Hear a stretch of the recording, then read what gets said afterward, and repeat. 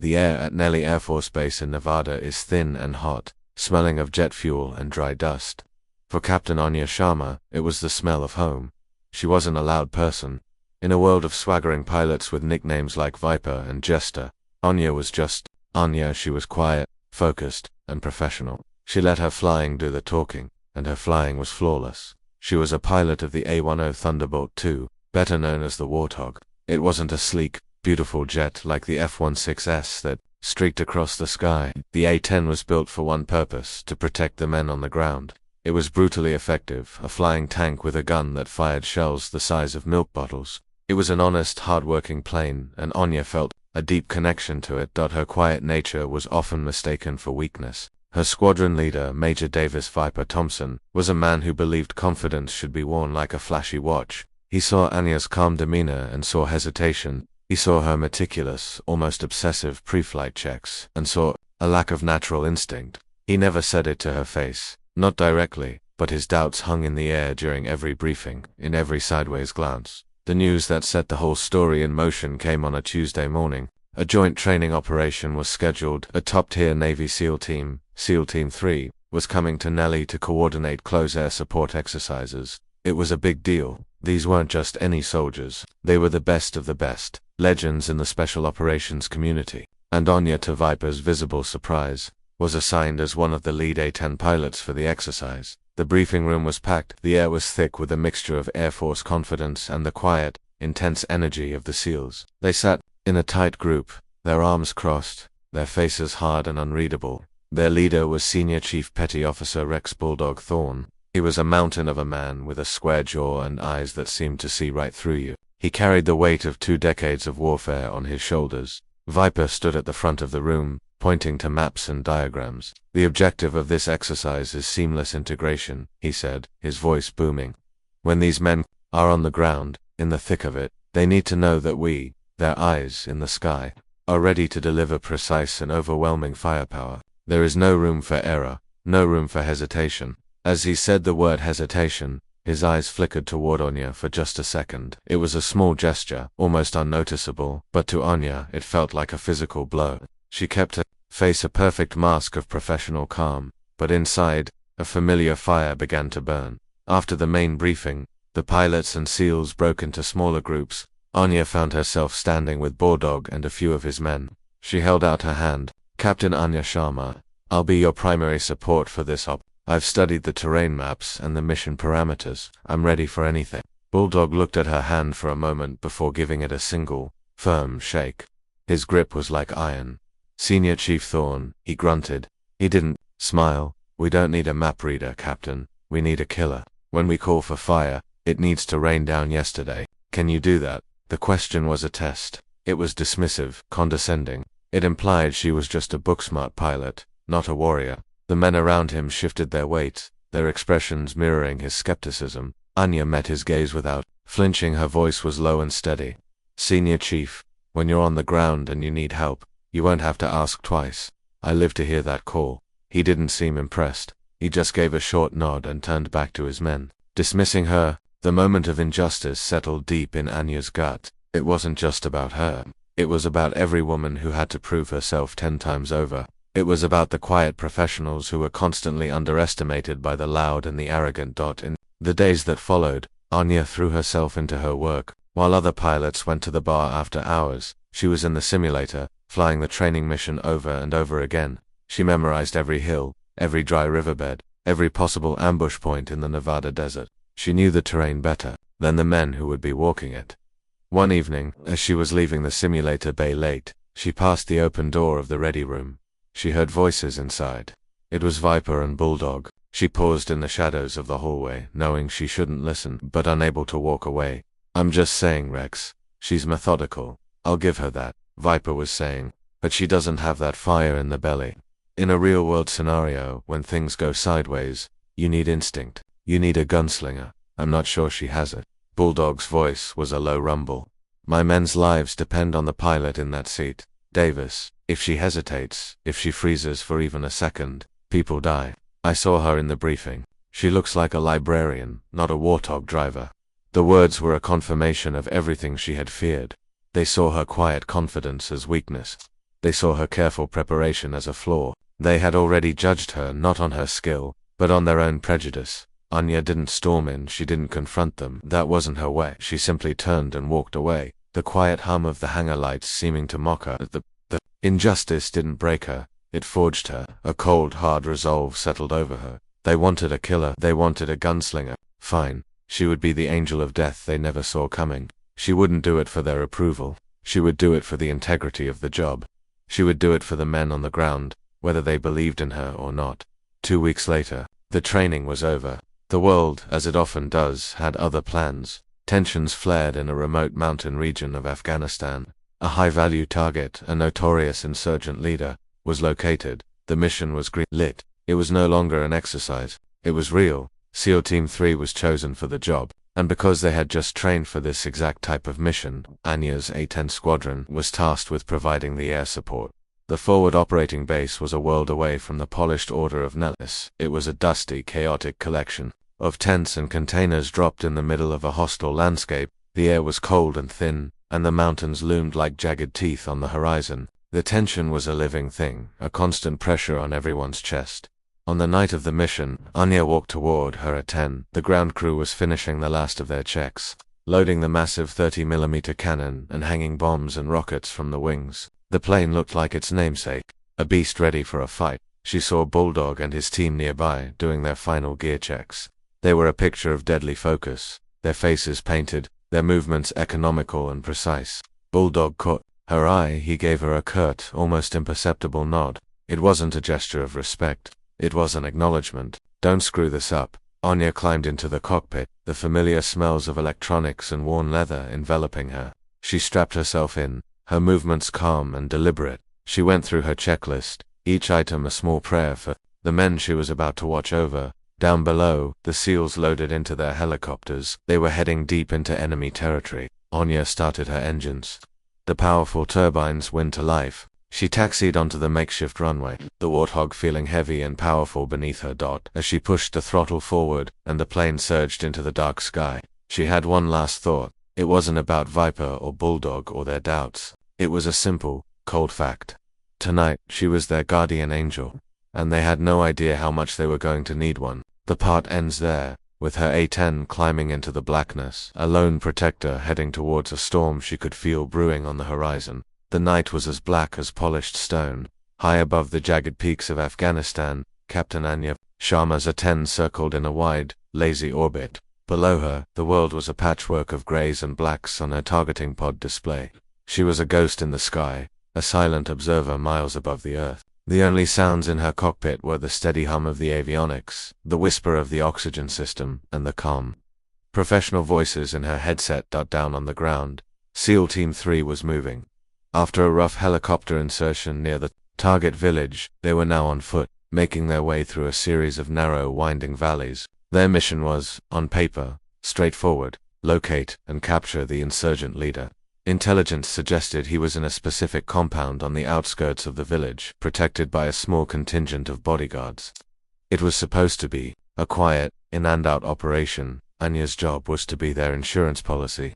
She watched their tiny heat signatures move across her screen, a small constellation of green dots against the cold landscape. The communication was sparse and professional, just as it had been in training. Warthog 1, this is Bulldog. Senior Chief Thorne's voice crackled in her ear. We are proceeding to checkpoint Alpha. All quiet so far.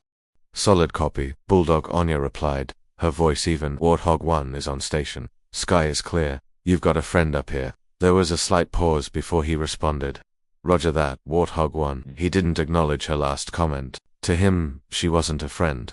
She was a tool, a weapon to be used if necessary. A weapon he still wasn't sure he could trust. For the first hour, everything went according to plan. The SEALs moved with the fluid, deadly grace of predators. They were silent, efficient, and utterly professional. But as Anya watched, a small, nagging feeling began to grow in the pit of her stomach. It was the same feeling she'd had in the simulator back at Nellis. A sense that something was not quite right. Her targeting pod had a powerful zoom. She began to scan the periphery, the areas outside the SEALs' immediate path. Intelligence had said the surrounding villages were sparsely populated, mostly by neutral goat herders. But Anya was seeing things that didn't fit that picture. On a ridge 2 miles to the east, She saw the faint heat signature of a vehicle, partially hidden in a cluster of rocks. It was a pickup truck, a common sight, but it hadn't moved in over an hour. It was just sitting there, watching. Then she saw something else. In a cluster of abandoned buildings a mile north of the target village, her infrared display picked up faint heat blooms. They were small, but they were there. It could have been animals seeking shelter, but it could also be men, waiting. She keyed her microphone. "Bulldog, this is Warthog 1. Be advised, I have a possible spot on a static vehicle. Grid coordinate 0-90-7. Also seeing faint thermal signatures in the structures to your north. Could be nothing, but it feels a little crowded up here tonight." The response from the ground was dismissive. "Warthog 1, we have no intelligence on enemy presence in those sectors. Stick to the primary objective area." It wasn't Bulldog who answered, but one of his men. The message was clear: "We're the experts on the ground. You're just the eye in the sky. Watch where we tell you to watch." Anya felt a flash of frustration. She double-checked her display. The signatures were still there. She decided to go up the chain of command.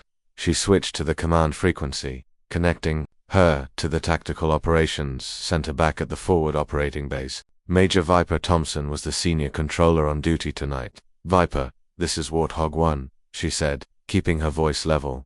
"I'm observing some anomalies outside the mission area. Potential enemy observers. I recommend a wider surveillance pattern." Viper's voice came back, laced with an unmistakable tone of condescension. "Captain, your job is to support SEAL Team 3, not to go hunting for ghosts. Their intelligence is solid. They know what they're doing. Don't get rookie jitters on us. Stick to the plan." Rookie jitters. The words stung, but Anya pushed the anger down.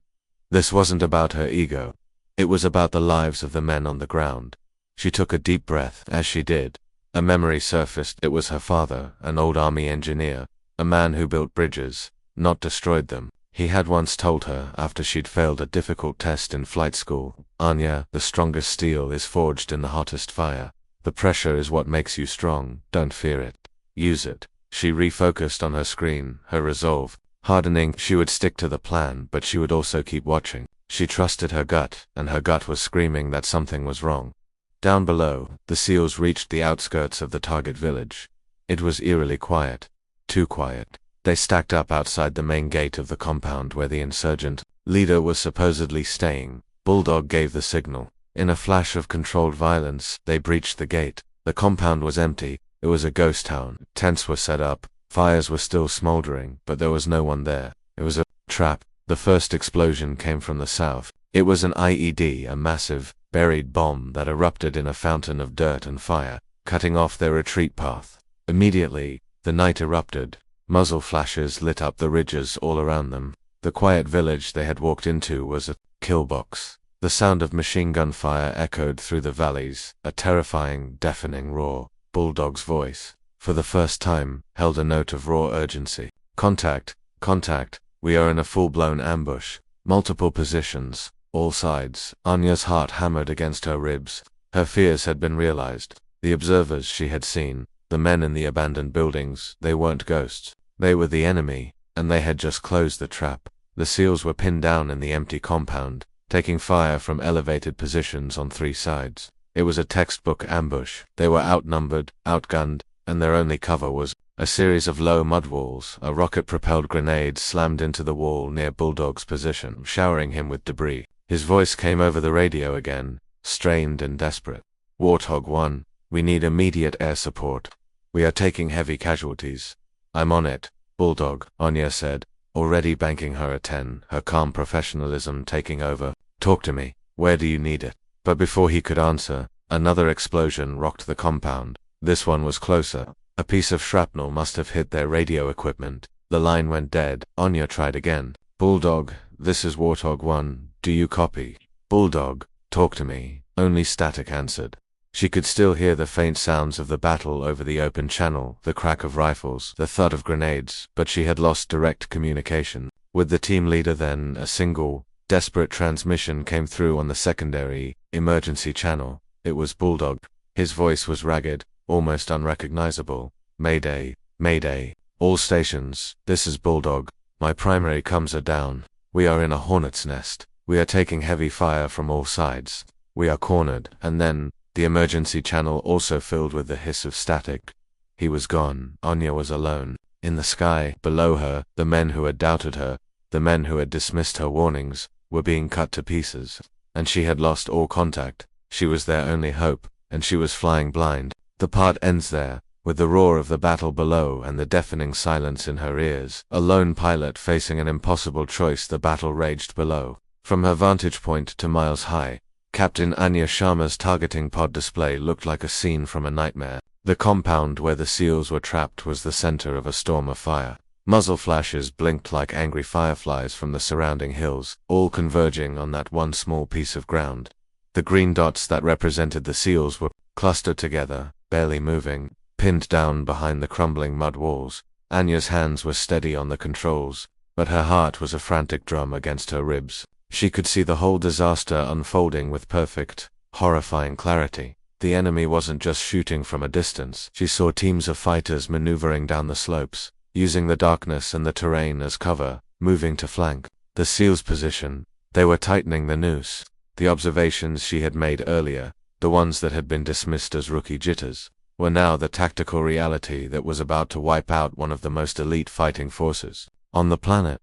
Bulldog, this is Warthog 1. I am overhead. Pop smoke. Mark your position. I need a target, she repeated into her microphone, knowing it was useless. The radio was silent. The SEALs were on their own, and they were deaf. She switched back to the command frequency. The channel was a chaotic mess of voices. The tactical operations center back at the base had been thrown into confusion by the sudden, violent turn of events. They were trying to raise Bulldog on the radio, trying to get a drone overhead for a clearer picture, trying to understand what was happening. All stations, be advised, we have lost communication with the ground team, an officer announced. Major, Viper Thompson's voice cut through the noise, sharp and authoritative. Warthog 1, what is your status? What do you see? Viper, this is Warthog 1, Anya said, her voice tight with urgency. The team is pinned down in the target compound. They are taking heavy fire from multiple elevated positions.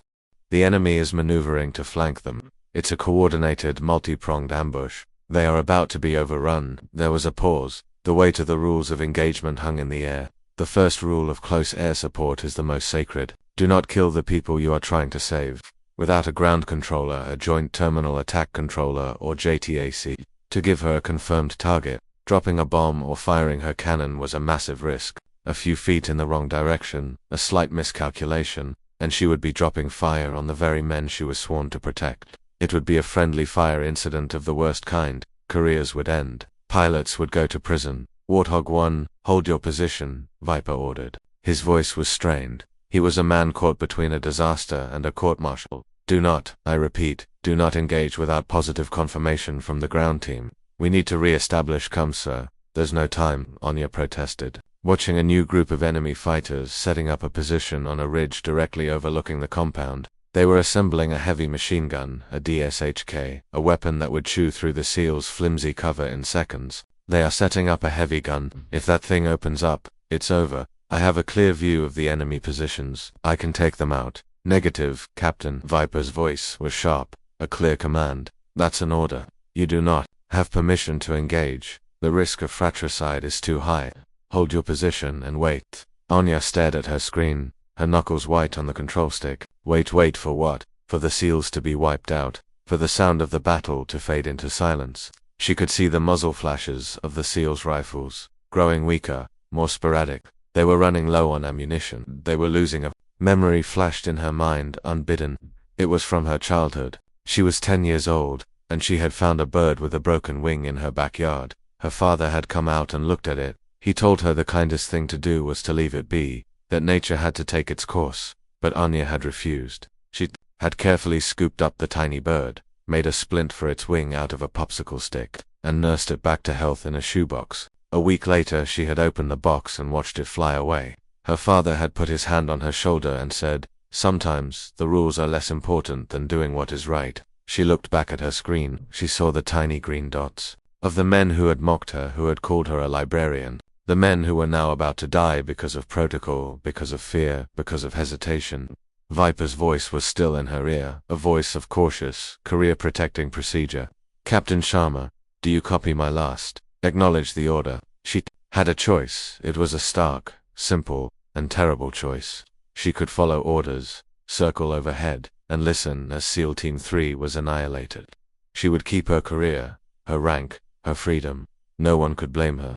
She was just following the rules, or she could break those rules. She could risk everything: a court-martial, prison, a lifetime of disgrace, and the slim chance that she could save them. She watched as the enemy fighters finished setting up the heavy machine gun. They swung its heavy barrel towards the compound. They were seconds away from firing. In that moment, something inside Anya shifted. The quiet professional pilot was gone. The woman who endured the insults and the doubts was gone. In her place was a warrior, a guardian angel who had decided that the rules of men were less important than the lives of men. She reached forward with her left hand and did something she had only ever done in the simulator. She switched off her primary radio, cutting the connection to the command frequency. Viper's voice vanished, replaced by a sudden, peaceful silence. It was just her plane, and the battle below. She took a deep breath, her mind becoming a crystal-clear lake of focus. She looked at the enemy positions, her eyes tracing the path her cannon rounds would take. She saw the shot. It was difficult, dangerous, but possible. She banked her A-10, the heavy plane responding instantly to her touch. She rolled the Warthog onto its side, pointing its nose not just at the ground, but at a specific point on a specific hill, a mile and a half below her.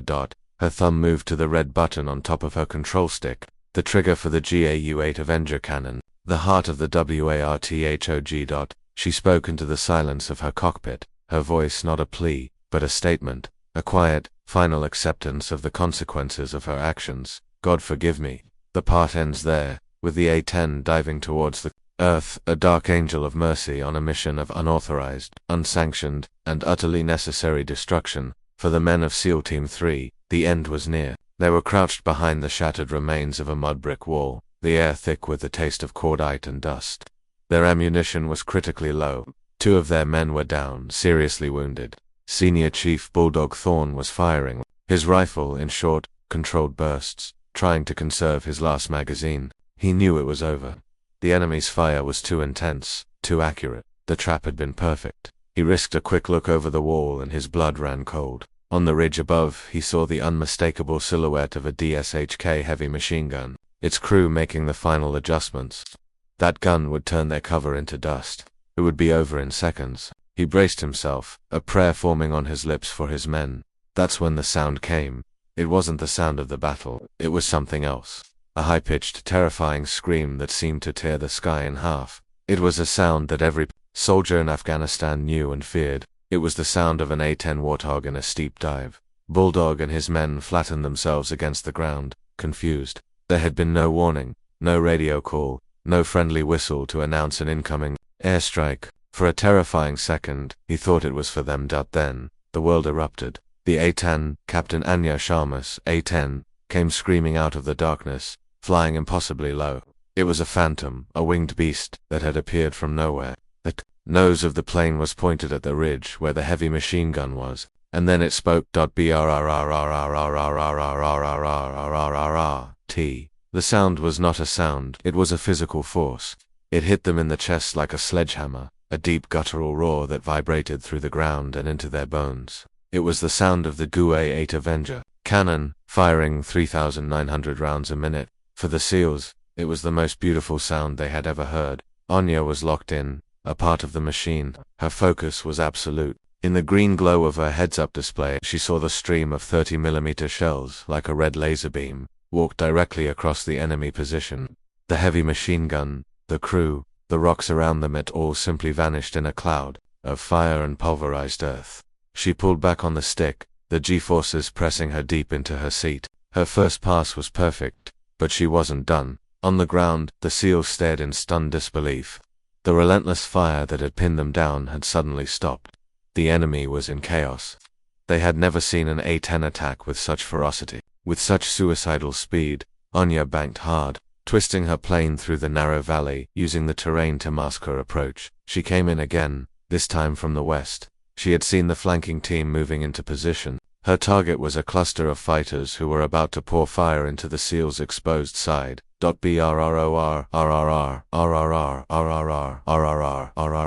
RRT. Again, the cannon roared. Again, A position was simply erased from the battlefield. Her attack was not a wild spray of bullets, it was surgery with a giant scalpel. Each burst was precise, economical, and utterly devastating. She was a master of her craft, an artist of destruction. The surviving enemy fighters broke. They had been hunters just moments before, but now they were the hunted. They abandoned their positions and fled into the darkness. Terrified of the unseen demon in the sky in the compound, Bulldog slowly got to his feet. He was covered in dust, his ears ringing. He looked up into the night sky. He saw the A-10, its engines glowing, circle once more over them, like a hawk ensuring its territory was safe. Then, it dipped its wings in a silent salute and turned back towards the east, towards home. Bulldog was speechless. His men were looking at him, their faces a mixture of awe and relief. They were alive. They shouldn't be, but they were. They owed their lives to a pilot who had appeared out of nowhere, with zero warning, and delivered a storm of perfect, righteous vengeance. He didn't know who it was. All he knew was that they were a hero. Hours later, back at the forward operating base, Anya landed her A-10. The adrenaline was gone, replaced by a cold, heavy certainty. She knew what was coming. As she taxied off the runway, she saw them waiting for her, 2 military police officers, their faces grim, and standing beside them, his arms crossed, was Major Viper Thompson. His face was a mask of cold fury. When she shut down the engines and opened the cockpit, the silence of the desert night was broken by the formal, chilling words of one of the MP's captain, Anya Sharma. You are under arrest for disobeying a direct order, willful destruction of military property, and recklessly endangering friendly forces. You have the right to remain silent. She didn't resist. She calmly unstrapped herself and climbed down the ladder. She didn't look at Viper. She didn't need to. She had made her choice. She had saved the men, and now she would face the consequences. The interrogation room was a small, sterile box. It was cold. Anya sat at a metal table, her hands resting calmly in front of her. For hours she was questioned by a panel of stern-faced officers. Viper was there, observing from a corner, his presence a constant, silent accusation. Anya explained her actions calmly and logically. She described the enemy positions she had seen. She explained how the SEALs' comms had gone down. She detailed the imminent threat of the heavy machine gun. She stated, without emotion, that she believed her actions were the only course that would have prevented the complete loss of the SEAL team. They didn't seem to be listening. They looked at the reports. The reports said she had acted alone. She had broken the chain of command. She had fired without authorization. The preliminary finding was already written: a reckless and insubordinate pilot whose actions, while coincidentally not resulting in friendly casualties, represent a catastrophic failure of military discipline. Her career was over. A prison sentence was likely. She sat in the silence after the investigators had left the room, waiting to be taken to a holding cell. The door opened. She looked up. It was Senior Chief Petty Officer Rex Bulldog Thorne. He had cleaned up. The dust and grime of the battle were gone, but the exhaustion was etched deep into his face. He walked into the room, and the door closed behind him, leaving them alone. He stood there for a long moment, just looking at her. His expression was impossible to read. Was he here to condemn her? To be the star witness for the prosecution? He was the ground commander. His testimony would seal her fate. Anya met his gaze, her heart steady. She had done what she had to do. She would accept what came next. The part ends there. In the tense silence of the small room, a decorated war hero and a disgraced pilot face to face. The fate of one resting entirely on the words of the other. The silence in the small, cold room was absolute. Senior Chief Bulldog Thorne stood across the metal table from Captain Anya Sharma, his face a hard, unreadable mask. Anya waited. She had played the entire battle over in her head 1,000 times. She knew she had made the right call. The only call, but knowing you are right and proving it, are two very different things. In the military, the chain of command was sacred. She had broken it. The door opened again. Major Viper Thompson stepped inside, followed by the lead investigator, a full-bird colonel with cold, unforgiving eyes. They were here for the final nail in her coffin. They expected Bulldog, the man on the ground, to condemn the pilot, who went rogue. Senior Chief Thorne, the colonel began, his voice devoid of warmth. We appreciate you coming. We just need you to confirm for the record the events of last night, that Captain Sharma engaged the enemy without any communication or confirmation from you, that her actions were, from your perspective, unauthorized. Bulldog didn't look at the colonel. He didn't look at Viper. His eyes were locked on Anya. For the first time since she had met him, she saw something in his gaze beyond skepticism and hardness. It was a look of profound, weary respect. Finally, he spoke. His voice was a low, gravelly rumble. "What you're asking, Colonel, is if the pilot of that A-10 followed your rulebook." "That's correct, Senior Chief," the Colonel said. Impatiently. "Well, sir," Bulldog said, turning his gaze to the Colonel, "she didn't. She broke your rules. And in doing so, she saved the lives of every single one of my men." Viper shifted his weight, a flicker of annoyance crossing his face. "Senior Chief, with all due respect, you can't know that for sure. Her actions were reckless. Reckless." Bulldog's voice cut through Viper's like a blade. He took a step towards the table and placed a small, dust-covered piece of equipment on its surface. It was a helmet camera, recovered from one of his men who hadn't made it. "This is from Petty Officer Diaz. The audio is shot, but the video works just fine." He pressed a button, and a small screen on the side lit up. He turned it to face the investigators. The footage was chaotic, shaky, filmed from the perspective of a man in the middle of a firefight. But it was undeniably clear. It showed the compound, the incoming fire from all sides. It showed the SEALs pinned down, their situation hopeless. The camera panned up to the ridge, and the image zoomed in. There, clear as day, was the Dashi heavy machine gun, being aimed at their position. The footage showed the enemy crew loading a belt of ammunition.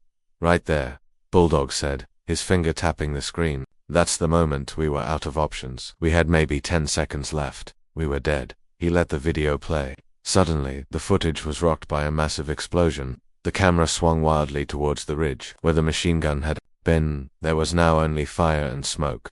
"That," Bulldog said, his voice dropping, "was Captain Sharma. That was her reckless action." He switched off the camera and looked directly at Viper.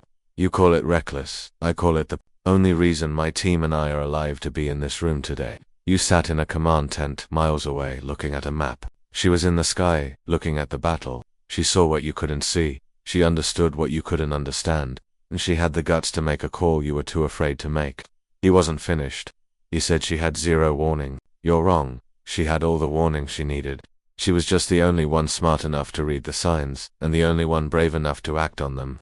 The room was silent. The Colonel stared at the helmet cam, then at Anya. He seemed to see her for the first time, not as a line in a report, but as a soldier. The investigation took a sharp turn. Anya's logs were pulled. Her initial reports from before the ambush, the ones about the suspicious vehicle and the heat signatures, were re-examined. When laid next to the timeline from Bulldog's helmet cam, they painted a perfect picture. She had seen the trap being set.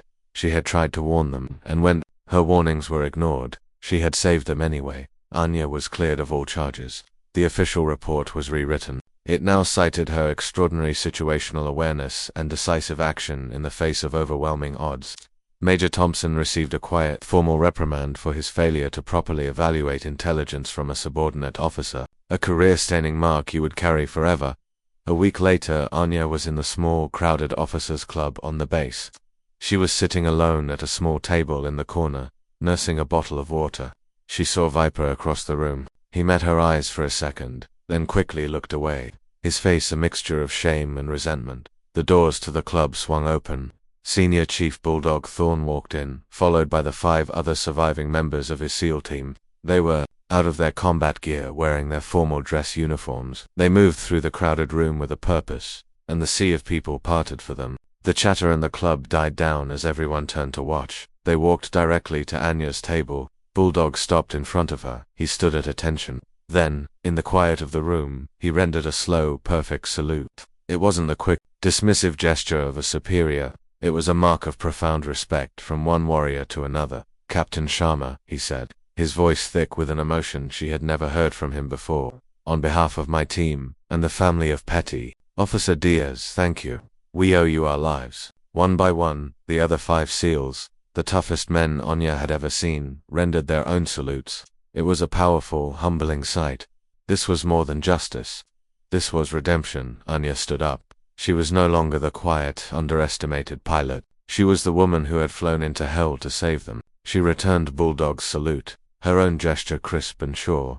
A small, confident smile touched her lips. She hadn't done it for their approval. She hadn't done it for revenge or to prove a point. She had done it because it was the right thing to do. But in the end, she had earned something far more valuable than approval. She had earned their respect, And as the narrator would say, the story of Captain Anya Sharma became a quiet legend at Nelly, a reminder to everyone that true strength isn't about being the loudest voice in the room, it's about being the calmest hand on the stick when all hell breaks loose. It's about the courage to fly into the fire, with or without permission, to bring your people home.